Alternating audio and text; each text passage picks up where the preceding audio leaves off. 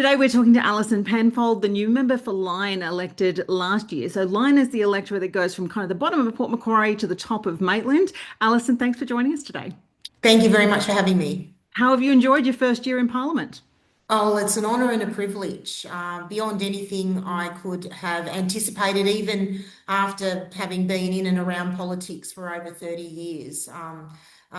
To be able to support people, unscramble bureaucracy, cut through when others haven't been able to, take up the fight, and take our issues to Canberra. I mean, that's I couldn't, probably the best job now I've ever had, to be honest with you. So very, very pleased to have the support of the community to try and fight for them.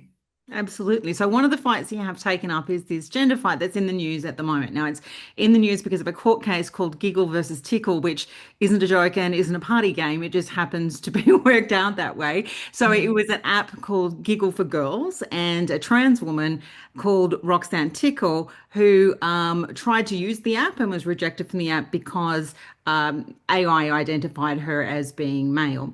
So you've decided to put forward a private members bill that will reintroduce the definitions of male and female back into the legislation about sex discrimination. Is that right? That's right. And can I just Sure. contextualize me doing this? Firstly, I mean, I have been fighting over the last year on a hell of a lot of issues around health services, infrastructure, community infrastructure, roads, etc. So contextualizing that this is that there's been a hell of a lot of other priorities, Mhm. but I believe integrity in politics does matter. And I made a commitment to the members of the National Party in the Lyne electorate when I was pre-selected, and before that, when members put up a motion to do exactly what I'm doing, I made a commitment I would do it, and I am, and I think that's important to get on the record. There is National Party policy, which is to reinstate the biological definition of male and female. Timing wise, I mean, I've been working on the bill for several months. The bill itself has been on the notice paper for 6 weeks. Oh, I really? didn't actually know that the Giggle versus Tickle case was being handed down. So this is a coincidence or divine intervention, whichever way you want to look at it.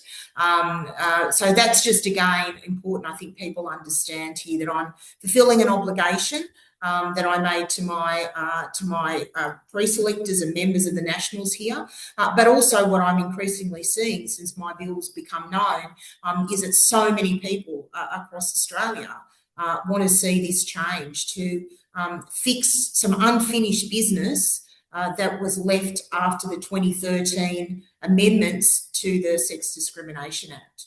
Yeah, okay. So let's just step it through a little bit. What is the actual core of the issue here? Well, the core of the issue is that there's an inherent conflict that remains unresolved in the existing Sex Discrimination Act, in that there is no a balancing test or one that the court can easily use when there's a conflict between sex and gender. And that was the issue at the core of Giggle versus Tickle.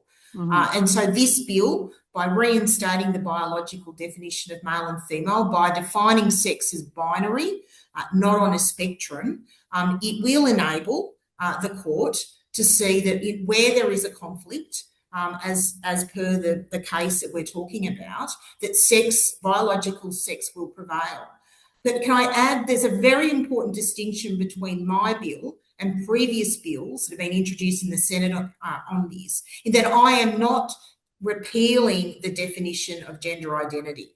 In fact, Mhm. my bill does amend the definition of gender identity, but it isn't seeking to remove it as a protected attribute. And that's really important. I'm not looking to go beyond what we need to resolve in the Giggle versus Tickle, which is protecting spaces, services and activities for women.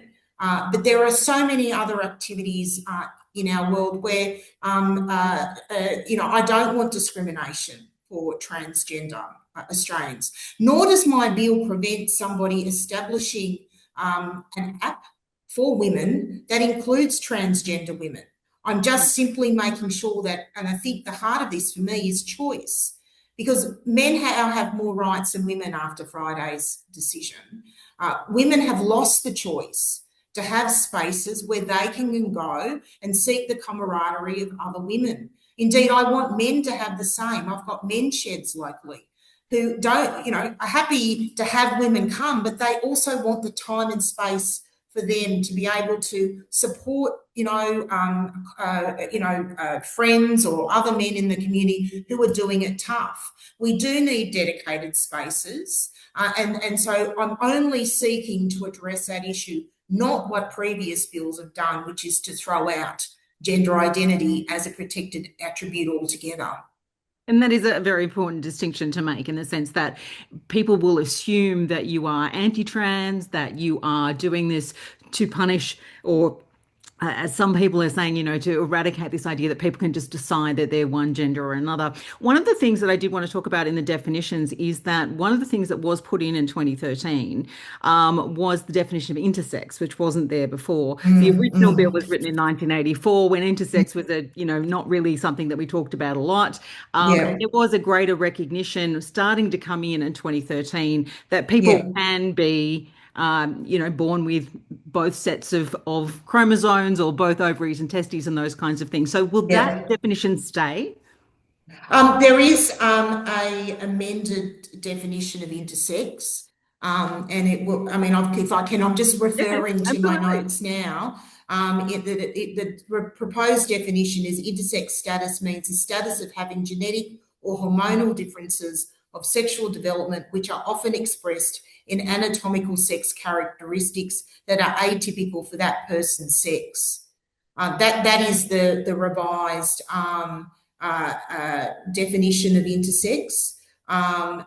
This definition protects individuals from discrimination while preserving the binary nature of sex. So I do try and deal with this issue, and I appreciate people feel that this bill may play harshly on people with intersex status. That's not my intention here at all. I'm simply trying, again, we need to deal with the core issue being biological sex as binary rather than being on a spectrum, and rather than there being a third sex. So I hope what I'm trying to achieve here will be well understood.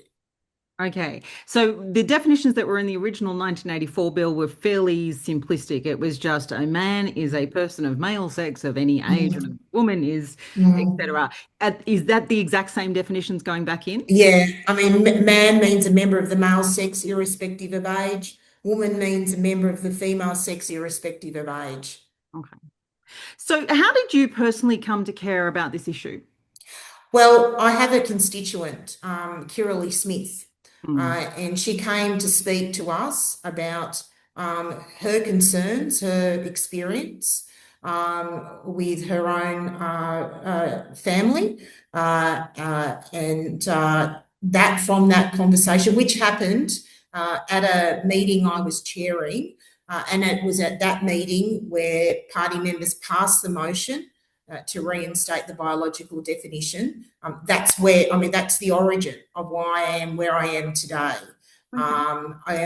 It's not from a personal experience at all, but I do care, and I know I've had a lot of emails and commentary. I've been called all sorts of names, including a bigot, and I understand people have strong views both ways here, but they're making those comments without seeing the bill that I am introducing. I do care. I'm not looking to remove, as others have tried, discrimination on the basis of gender. I'm simply trying to protect women and girls in spaces that are specific to their needs.